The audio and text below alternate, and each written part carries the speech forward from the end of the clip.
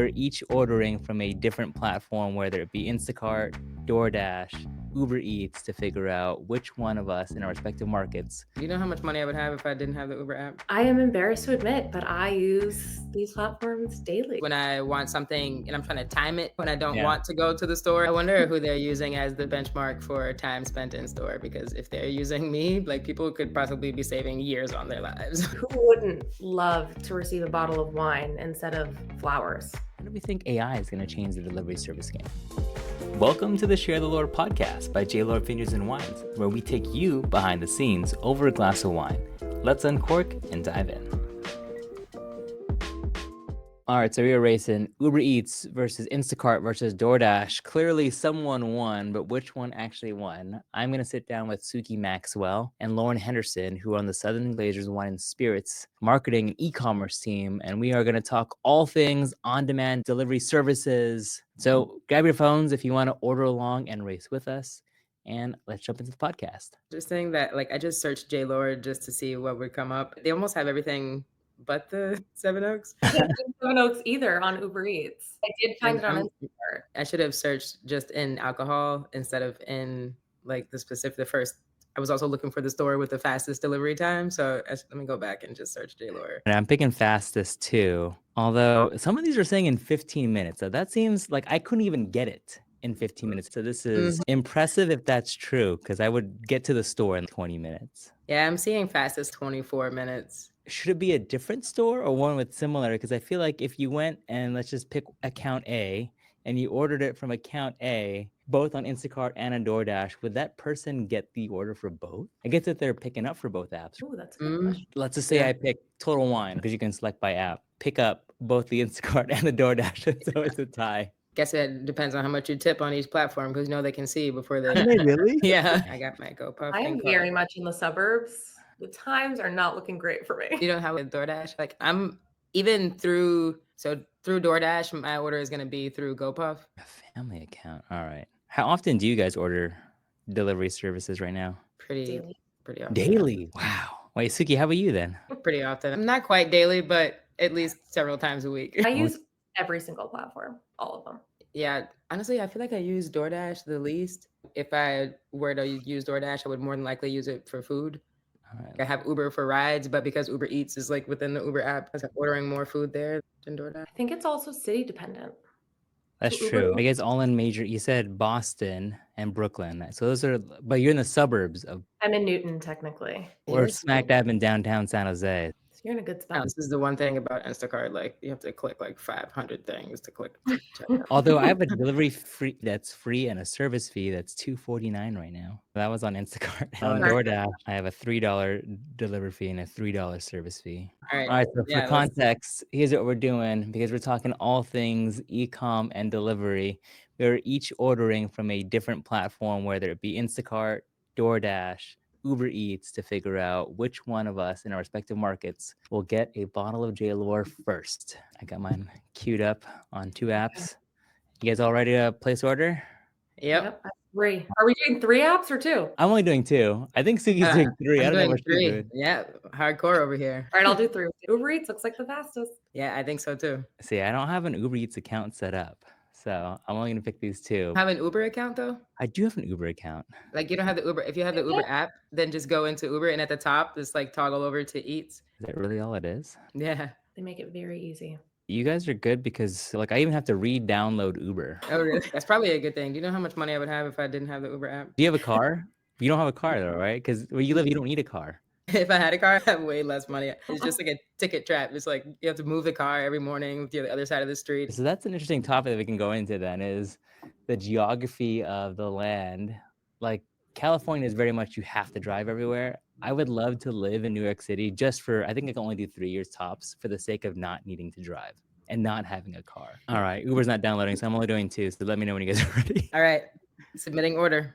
Sweet. All right, Suki, Lauren, thank you for joining me on today's podcast. Thank you for having us. I'm excited to chat, because this is all like new frontier. We clearly are even trialing it out right now, having the delivery services race between us, but everything e-commerce, everything and today's marketing and how it's changed. So I have Suki Maxwell, who's the director of marketing over at Southern Glazer Wine and Spirits. And then I have Lauren Henderson, who's the senior director of marketing. And I'm excited, you guys. Can you guys give me the quick backstory of obviously what you guys do, why your team's amazing, and what your teams are focused on next? And maybe Suki, we'll start with you. Sure. I've been on the team for 4 years now, a little over 4 years, and really lead everything around supplier digital strategy, approach to the e-commerce landscape, all of the right levers to pull.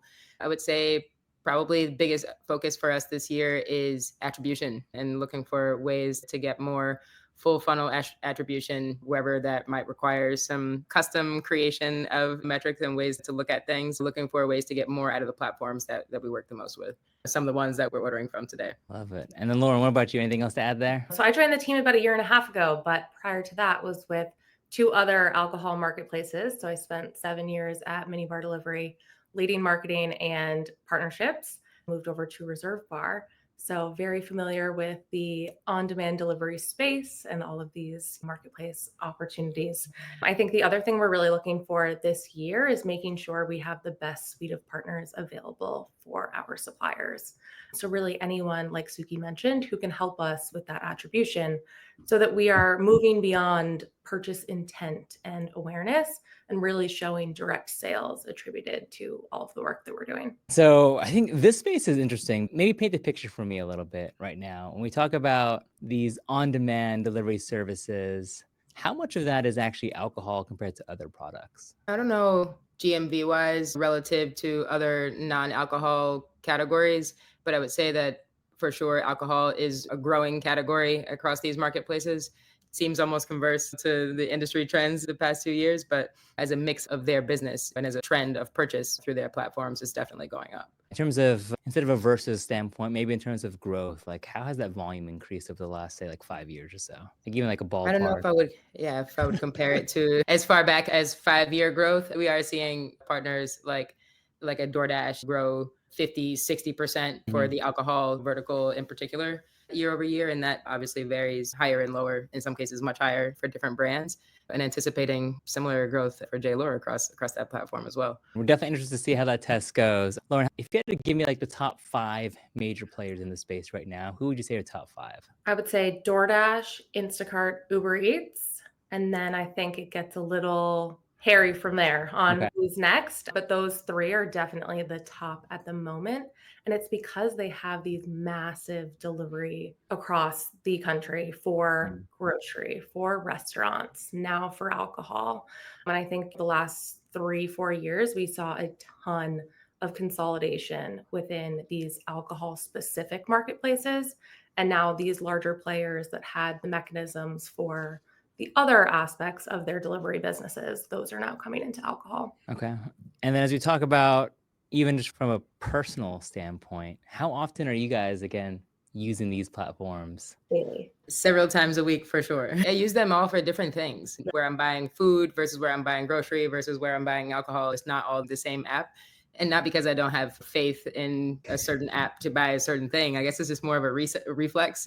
But that kind of is what I was thinking of the point that you just asked, is like all of these marketplaces have come to bring convenience to a traditional way of buying a certain thing, a digital way to order cars. And then the expansion of that to include Uber Eats is a great launching point for getting everything on demand. So everything is finding its way into that omni-channel, multi-accessible way for consumers through digital platforms. And I think that's only going to continue to grow. And for BevAlc in particular, I think the more awareness people have around the ability to buy wine and spirits items through these platforms, the more that the opportunity to get more creative with what you can purchase and how you can purchase it is going to continue to evolve. Lauren, what about you?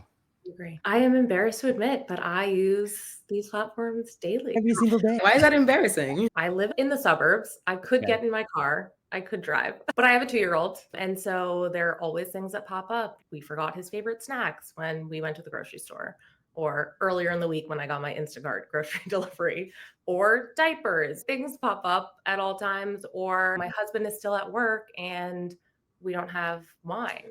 I can't leave a sleeping child to order a bottle. Wow. I call that capitalizing on convenience. I don't think you should do Totally. that. Okay. And I don't know, obviously, if it's the space that we all work in, but then like for me, I don't know. I guess it depends on the daily life because part of my daily life with my kids' activities is actually right next door from jujitsu that I take them in the afternoons is a grocery store. It's like I drop him off and then I go grocery while he's there. I probably do DoorDash food at least twice a month. Do you like to cook? Only twice a month? We cook and we meal prep. I think that does help. For emergencies, then I'll Instacart something too. Suki, do you not go like regular, like into the store grocery now? I also live in Brooklyn, so there's literally a grocery store right downstairs. As I come out of my house, and there's another less than 2 blocks away. So it's purely a matter of convenience, but also you can purchase more. I don't want to have to lug all that stuff back because I live in Brooklyn and I don't have a car, so I can't benefit from just loading up the trunk. Yeah, so it's a little bit different, but definitely a matter of convenience when I want something and I'm trying to time it when I don't want to go to the store and I want to be doing other things with that time and I want that task on my to-do list to come to me. That's definitely when I hit the e-com button. What about you, Lauren? They tell you how many hours you're saving in a year for Shopping your in store. grocery shopping. So I'm like, Yeah. I believe that. Is I that like think in the Spotify when rap you- kind of thing? basically, but I think they tell you at the end of every order, it's on that splash screen of the confirmation. Take a look and see if I can find it. I wonder who they're using as the benchmark for time spent in store, because if they're using me, like people could possibly be saving years on their lives. Like I spend so much time in the store, like I'm in all the aisles like twice. That's the other Okay. thing. I just shop for my previous purchases. So I'm not going down every single aisle and finding little things that I'm like, I should try that. I should try this. So I think I'm saving money. That was actually the next question I had is just from a supplier standpoint, as I think about advertising, everyone's goal is then to get into cart the first time. Obviously the product be so good that was it delivery? Did we get one? No. That then they reorder. It might be. I just declined the call. We can't get into the building. But okay, on your team standpoint, how much of a priority is that in terms of looking at, obviously it's the new baskets is the, oh, hold on. This could be it. I know. We could be getting our first win. Okay, here, we can all check our orders really fast. Oh, it's here. Oh, you guys here already?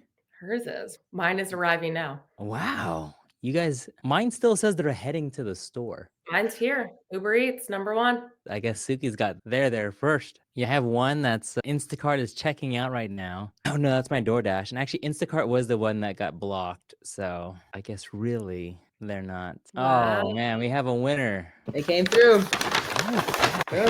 That was really fast. That was I think from placing order, that's got to be 15 minutes. That was extremely fast.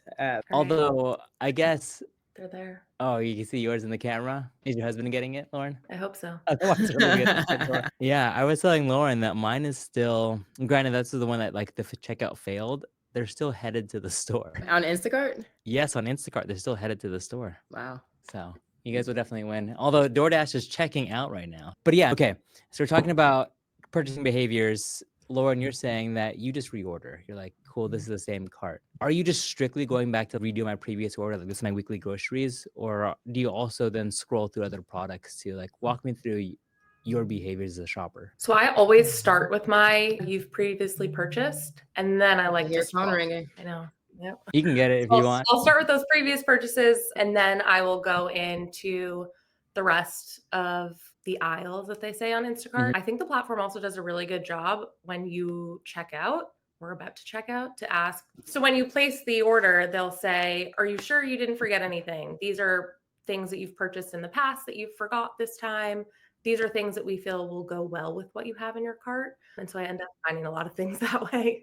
So those recommendations work for you. They do. Interesting. Suki, what about you? Do you repeat order or? Yeah, definitely. And I find myself especially, and I use it when I travel too a lot. So if I'm in Cincinnati, if I'm spending any amount of time there and I'm grocery shopping, the part that like makes shopping online for groceries take forever is like the searching for what you need specifically. If you have a shopping list there and you're like, all right, I need to get eggs, bread, cereal, butter, like typing all those things in. But when you have the buy it again area, if you know you need those things, you can just quickly go through and add it to cart. The likelihood that if you've bought it in the past that you will buy it again is pretty high.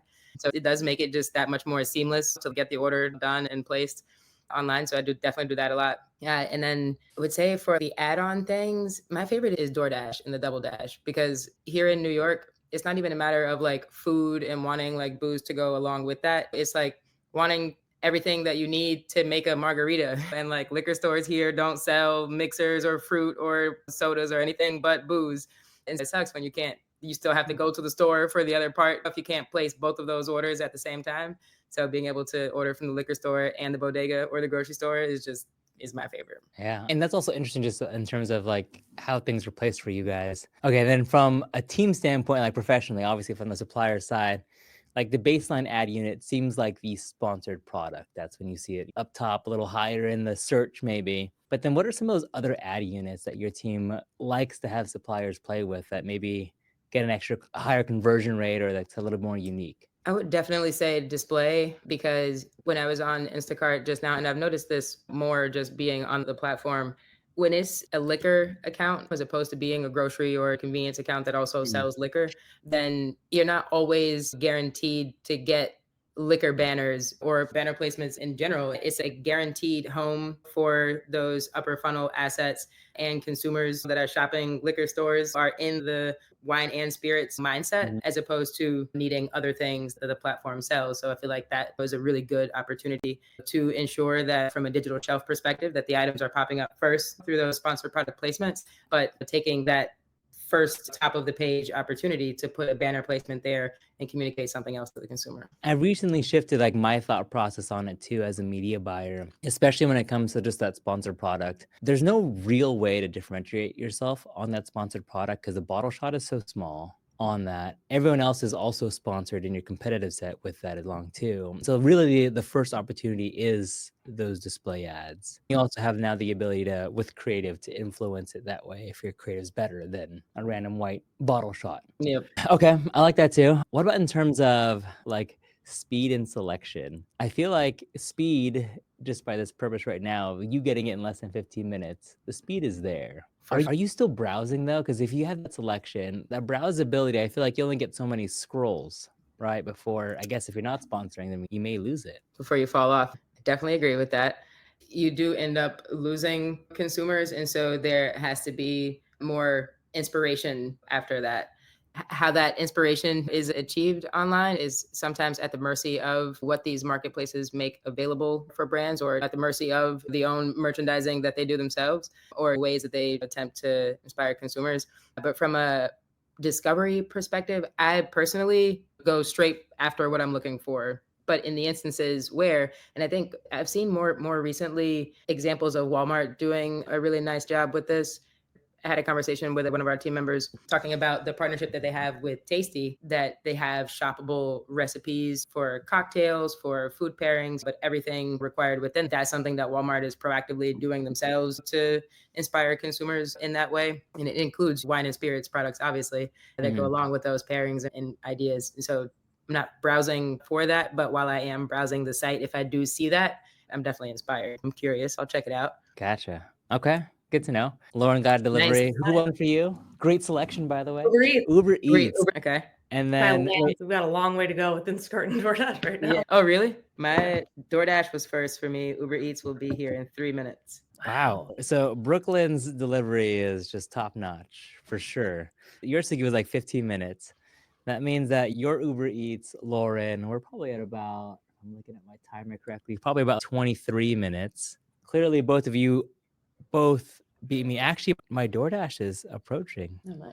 But it hasn't parked yet. So now he has to find the building, the office building. So good luck with that, because the marketing is in a satellite office. Okay. And then I want to talk about, let's go into reasons why people, and just your own, both on from a team perspective, it seems like it's that everyday convenience is number one. Yes. What are some of the other reasons that consumers are also moving more towards the delivery side, the on demand? Even more than a matter of convenience, it feels like just a new way to do things. It just saves so much more time than going in store. And I know some people that shop heavily on Instacart for certain things, and they just have arranged their lives to where they maybe don't need these things at the same time, but they're still going to shop for their own produce. They're still going to go to the store for their own produce. So they don't leave it up to the shoppers to get that stuff. I don't know if you have anything to add to that, Lauren. I saw you. I totally agree. Say something. Amazon, I think we all order everything on Amazon and we expect it delivered the next day, or at least within 2 days. So that expectation of having everything right now is coming into everyday life for everything that we need food, alcohol, toiletries. That's a good point too. I think there definitely is a higher level of confidence that whatever you need will definitely be available online rather than turning up somewhere and for whatever reason they don't have the thing that you went there for. It doesn't happen online. Yeah. There are definitely some things that are harder to pick out. Produce, meat. If someone's gonna pick out my ribeye steak, I kind of want to pick out my ribeye steak. Yeah. Make sure it gets, give me all the fat and marbling for sure. Okay, I want to know if you guys have heard of any interesting stories, both from a supplier side and a consumer side of here's a crazy campaign. You don't have to name the supplier, but here's what they did on X and Y and Z delivery platform. Oh, she's getting one. Actually, I think I got this is the most distracted podcast episode ever. All right, Suki, I got one. DoorDash. Is this DoorDash? Let me make sure. DoorDash won. Yeah. And you know what I was telling Suki the other day when I brought up this episode? I'm also gonna open this so we can do a cheers if you guys are open to that. Yeah. And then we each have a bottle. Was that I actually never order groceries on DoorDash at all. So this is the first time I've ever ordered groceries. I don't think I've ordered groceries on DoorDash either, actually. Like I've always just thought of it. Oh, you know what? Here's a convenience story for you. Nice. Man. I ordered dinner and I realized we don't have milk. I'll double dash milk from the grocery store with my dinner delivery. Milk for the toddler. Nice. So you do the double dash. That's a big double dash. All right. Suki had DoorDash first at 15 minutes, then Uber Eats. And what was that? What came next for you, Suki? Instacart is now they said 722. So then that is Uber Eats right now? Uber Eats was second. Yeah. And then Instacart is, we'll see him at some point. Here, I'm going to open the bottle so we can do a toast to this, our first podcast episode together. Let's do it. Did yours come opened? No, but I had it back up just in case none of them delivered. It's good. All right. Oh, you guys are speedy. I did the foil as soon as it came in. Oh, I didn't. All right. Here's to the first podcast together. Thanks for playing the game with me. Cheers. Delicious. Okay, I got to ask the wine question though. If you're doing Cabernet, what are you eating it with? What are you pairing it with? I'm not one of those people that you have to drink like red with red meats or whatnot. I'll drink red wine with anything, to be honest. Yeah. Sweet, savory, spicy, red meat, seafood, whatever. Bring it on. I love it. Break all the rules. That's the most important part. Yeah. I would go for a nice burger. Okay. Cheddar cheese. That's my go-to. Do you have a burger spot that you usually go to? Honestly, I really like when we just grill at home. It's just perfect every time. Okay. Yeah. I did actually with our winemaker red wine. I actually did an Instagram live where we did Shake Shack versus In-N-Out paired with our Seven Oaks Cabernet. And what was the verdict? We're a West Coast brand, so I think we have a little bit of a biased audience. A little bit. I'm also biased. Yeah. Okay. This was like, what was the East Coast West Coast battle here? I don't know. Although Shake Shack fries with a little crinkle cut, it hits sometimes. Yeah. Love In-N-Out though. I love In-N-Out. I was about to say the same thing. Yeah, I'm like feeling for it anytime. I'm like the best. Yeah. But I really just wanted the fights in the comments, to be honest. That's the reason I did that. People get passionate, especially when we go East Coast, West Coast. It's a little more. You already know. It's what to say. Yeah, touching on a soft spot there for a lot of folks. Okay, so back to the question before we got those random deliveries. An interesting case study of maybe some success, both on like a brand side. Have you seen that? On one of these platforms? I mean, was there just a fun way that they've engaged it, used it? I mean, for us with J-Lore, I mean, we've done the usual suspects, but I know that there's so much more that we can engage with. You don't have to name the supplier, but is there anything, that from a holiday standpoint or just a partnership standpoint that's been interesting? I think we've seen some really interesting cross-category partnerships. So, for example, like a chips brand partnering with a white wine and get that salty sweet combo. I think anything in that space is really interesting. Both brands obviously have their core consumers. And so when they come together to do a campaign or some sort of display banner, I think that's really interesting around a specific holiday or key event. So really anything in that space can be really interesting. Yeah. Those partnerships do well in store already. And then if you bring it onto the digital world where you do the same type of POS messaging or Neckers or rack cards, then you still have those same display capabilities. Exactly. That totally makes sense. What about in terms of consumers? Like, how do you see consumers changing, or how do you see the space evolving in the next couple of years? Or what's still missing from the space? I know so many of my friends build like full meal menus when they're hosting and things like that using AI, and they get like super involved with it and constructive with the feedback and like tailoring to like whatever they want to create. They just do so much with that. I'm like, okay, where is the plugin to be able to send that to Walmart or Target, or like where are the plugins that all of the AI powered creativity around food and bev and all of the things, hardware, Home Depot, where's your plugin? All retailers, I think that is the next step, is ways to be able to input more creativity into that shopping experience from the consumer end and not take some of that onus off of the retailer potentially. I love that a lot. I was listening to a Gary Vee podcast where he was talking about how the next step is to say, okay, I have one friend that's vegetarian, one friend that has allergic to this. So build me a dinner menu that's Italian themed. And then now 100%. you create a shopping list, you create the wine pairing. It should just be great. Place the order all on whatever AI agent you're using. Yep, exactly. Yeah, I think that's the next step. If they brand that, then I want credit right now. We've coined it here on this podcast on Share the Lore. Okay, so now as I think that through, obviously consumer data is everything. That's like the gold standard of first party consumer data is everything for marketers. That's all they want. I wonder how far away we are from just having a centralized profile. Okay, this is Suki's buying behaviors, and everyone can now get access to it. And that plugs into the AI agent to where you're going out for dinner, you're planning a dinner party, you're planning a vacation, where everyone can just tap into, cool, here's Suki's friends, drop down list, here's the 5 friends she travels with most, itinerary set, dinner menus. When you arrive at your Airbnb, it's already been stocked with your DoorDash delivery. All because we've all said yes to, here's the consumer data you can have. Yeah. And we're probably not far off from that world. No. Because I feel like you can scrape you can scrape for all of the things that you just said. If you use social at all, or if anybody knows you at all, like you could probably scrape to answer those questions. This is fun. We got last one. Yes, thank you, Dave.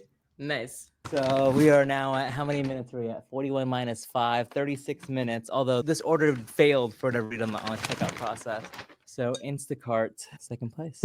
Wow, okay. But also different vintage. Obviously different store. But this is a newer vintage. Different vintage. Let me see. I know, so you can tell from us, 2021 has the gold for our 50th anniversary. And then the 22 is the newest vintage that just got pushed out a little while ago. That's the one thing about wine, you can always see where they are in the cycle, right? Yeah, I got 2 22s and 121. Interesting. Oh. Okay, last couple questions I got for you. What's next? Like from a supplier standpoint, as I'm thinking about, great, let's advertise on here. It's a sponsored product. Yes, there's banner ads. But what other new opportunities are unique with some of your partners that maybe not everyone knows about yet? That is a really good question. We're definitely not hiding anything. There's no new capabilities that we're aware of that we haven't or wouldn't share. Lauren, you probably have a ton to add to this as well. But I think what I would like to see next is the opportunity for more custom partnerships with these marketplaces, because I think they are used in a very flexible and fluid way in different environments, at home, at work, on the go, visiting different places. The number of times that I've like DoorDashed pizza to a dive bar that doesn't serve food, it's the opportunity to activate within that for brands, I think is a powerful opportunity both for the platform and for the brand, and adds a lot of value to the consumer. So that's what I would like to see be next. But what do you think, Lauren? I agree. I think anywhere we can get even more targeted and be really efficient with all of our spend, especially as budgets continue to be tight. Another one? Did you get 2 from? Actually, okay, different vintage now. Hold on, I need to ask him if it was the same or different delivery guy, because maybe 2 orders went through. I guess so. Huh, all right. Maybe that was mine. You know the crazy thing That's is, why it was taking so long. Yeah, exactly. it does make it so you can order something for someone across the country very easily. All of that is only going to get better, making gifting as easy as possible. Who wouldn't love to receive a bottle of wine instead of flowers? I don't know. I think it makes a perfect gift. Or you're going over to someone's house. Why not have your gift delivered to arrive at the same time you do? So I think all of the platforms really have a huge opportunity to tap into that gifting. Yeah. For sure. I've sent food to my friends who are sick just to be sweet, some soup or whatnot. If you're not like there to take care of them, tons of use cases that I feel like they under communicate. And the answer is yes to this question I'm going to ask you right now. But as you think about platforms that then help aggregate, like a channel advisor, where you have all the links all in one place, so you can do the Instacart, order directly from the supplier or from specific retailers, obviously being a bigger priority, right, for brands as we think about just making it easy for the consumer to be where they need to be. You see that side of things evolving. What else can change in there to make it better easier? There's ads that can point to it. Easier for consumers to find where the products are, you mean? Do you see that space evolving? How do you see that space changing? Because yes, you should give the consumer enough options, not too much to where you get the Netflix effect and then you can never pick what show you're going to watch for the night. I think there are multiple things being accomplished in those types of campaigns because you're also driving those consumers to a point of purchase, which is also ultimately driving them back to retail. It's overwhelming if you give the consumer too many retailer options. You want to make the best decisions, but also make the most of that space that you have available to drive traffic to retail and make the retailers aware of those efforts. They want to also support the brand and the consumer pull that you guys are driving there with other complementary things that they might be able to do to receive that traffic. So do I see it evolving potentially when the retailers maybe get more skin in the game to receive some of that traffic, specifically through those types of brand initiatives to drive consumer pull and purchase interest back to those retail outlets? Yeah, Lauren, what do you think? I think what I would love to see in an ideal world is that data shared back with a channel advisor or one of those shoppable media solutions so that we can see more than purchase intent. So yes, we can see this many people clicked add to cart, but then they land on the retail site and we don't know what happened. And so I think, like Suki mentioned, as more retailers start to invest in digital and start to see the effects of the traffic that are being driven, I think we'll start to see more of that data being passed back so that we have a fuller story. Totally. Okay, this is the controversial question I got for you now. How do you see fees changing? Because I think that's like the biggest. Obviously, we all don't know because we don't actually work for the platforms. From a consumer standpoint, when you have 5 million different fees, a delivery fee, a service fee, like to me, a delivery and service fee mean the same thing. Why they split up? I'd rather have it just be like $5 or $6 versus $2-3 charge. It just feels better that way. I don't know. I think it's going to get to a point where e-commerce and online shopping is going to become such the normal purchase behavior for a lot of people. And once buying in general is skewed more that way, and it is just the way that you do things, then I think people are going to take more into account those fees, and it's going to be more worth it to become a member of Instacart, that thing that you always click through, Instacart Plus, when you're just trying to check out. I think you're going to take those offers more seriously when becoming part of Uber One and Lyft Pink. It's all these different membership types for all the online services that we use today. Those things are going to start to make more sense when you add up because it is pretty steep price when you look at the subtotal. And by the time you check out, you're like, man, that was like an extra $12. It definitely is a consideration, I think. I bet no surprise to either of you that I am a member of all of the above. Yeah, I'm not surprised at all. Uber One, I think, is worth it though. Yeah, I would hope. So. And then the other two is like trying to figure out pricing on the apps because some of them do have slightly higher pricing. I know it makes it tougher, but I think eventually things will stabilize, will normalize. I wonder if those premium memberships would unlock premium pricing structures, and that'd be a huge incentive to then adopt. Yeah, I mean, especially for a platform like Uber, I think they list out the fees and there's 3 line items, and so you're like, man, just put it all in one, and however you need to split it, just do that. But it hurts to see it when you have to add it all up. Yeah. Okay. Last question for you guys to wrap it up. This is just purely anecdotal, but I'm gonna give you 5 different scenarios, and then I want you to blind rank from 1 to 5. 1 being, yes, that is the scenario that I would for sure use this delivery service the most. 5 being, nah, I go run to the store for it. Okay. And you're not gonna know what's next. Okay. All right. I'll start with number 1. Let's go for a last minute dinner party where you're hosting. You don't have time to get everything. Where would you rank that? 1 being the highest priority, 5 being the lowest. Probably a 3 for me. All right. I'd say probably a 3 as well. All right, you guys say 3s. It's a safe way to start this game, by the way. See, but now the next thing, I actually got to make a decision, and if it's better or worse than the last one, a date night in. 2. I'm gonna say 1. I think I'll shop. 1. I'll shop for that one. Yeah, I'll shop for that one. You mean priority ordering online versus buying it in store? Going to the store to get it. You mean? Yeah. I would go to the store for that for sure. Meaning you're gonna use the delivery service. Like this is the highest reason for you to use the delivery service is date night. That's what you're saying. Yeah. Oh, I thought 1 was the lowest. No, 1's the highest. Priority 1. Okay, so 5. Yeah, 5 then. 5. Okay. Sure. Actually, now I'll go to the store for date night. Gotta go to the store for date night. Okay. And Lauren, that is slightly more than, right? We're still on 1 being the best. I don't cook, so we are gonna get a really great dinner from a restaurant around here. With the small kids, I got a 6 and a 3-year-old. I have never DoorDashed more than after I had kids, for sure. Yes. I bet. Unbelievable. Okay. By the time you get them in the car, like DoorDash will be there, as we've seen. You also just can't eat out, I feel like, the first 5 years without it being a horrible experience. Yeah, It's not especially if you have enjoyable. COVID babies. All right. It's a snow day. Oh no, see, I'm running out. One. One, yeah. One for sure. Yeah. All right. For both of you. Interesting. Okay. Gifts for family that live far away. 2. It's whatever you got left now, huh? Yeah. I think I have to go 4. Oh. All right. The last one that we have is you're spending the day at like a picnic at the beach or in a park somewhere. 5.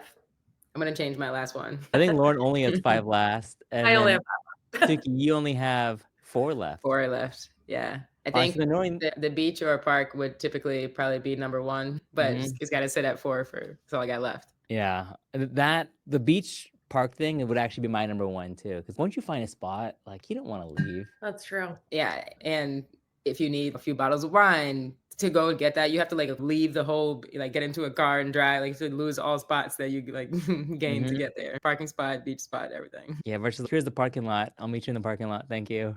Yeah, exactly. Versus being like, I'm in red trunks and I got a yellow flag. Okay, Lauren, you knowing all the options, what would your new number 1 be? My new number 1.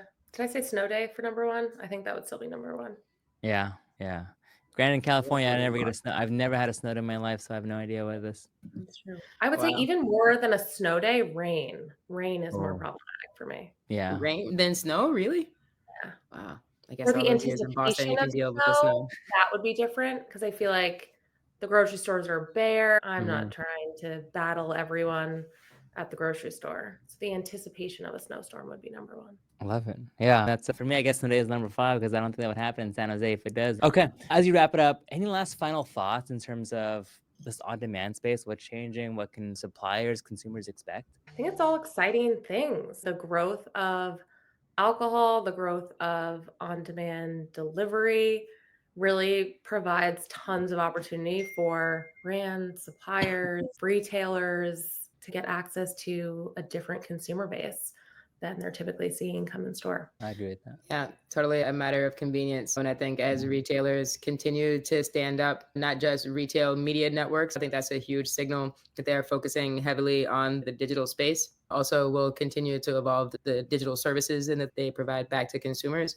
And I think we'll only see that continue to impact what the in-store experience looks like and how they are like accounting to deliver on those services from an e-commerce perspective for the consumers. Yeah, for me, I guess from the supplier standpoint, I'm really excited to see how the space continues to evolve and make it more experiential and more complete for the consumer.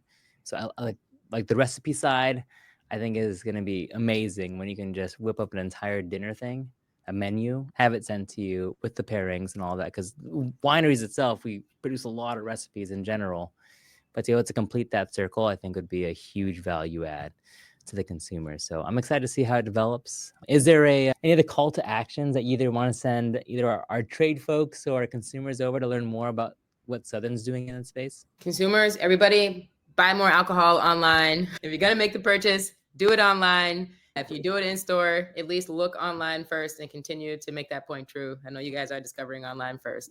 For our teams, watch more of these podcasts, continue to soak up and absorb all of the digital content and communication surrounding our industry and things that can help not just our selling relationships with our retailers, but our ways of working with our brands as well. If there are questions, reach out to us. Find us everywhere. But really feel free to reach out to us with questions, with ideas, thought starters. More than happy to have a conversation and kind of help with some of that thought leadership. Love it. And then for us, obviously, if you'd like to enjoy a glass of J-Lore alongside with us, you can, of course, order it from whatever your favorite platform is. And you can get it as fast as 15 minutes, according to Suki here, because that's what she We got to edit in the QR codes so people can like run this race themselves and see what comes first. I know. Let's see if we can beat us. I'll put a timestamp until when we press go to actually, and then some of it will be fast forward. But yeah, and then of course, if you enjoy this episode, make sure to like and subscribe or follow wherever you are listening or watching this too. And if you know someone who is interested in the on-demand e-com space at all, please make sure to share this episode with them. But Suki, Lauren, I appreciate you both joining me today. Thank you for having us. Thank you so much. All right. Cheers, guys. Cheers. Cheers.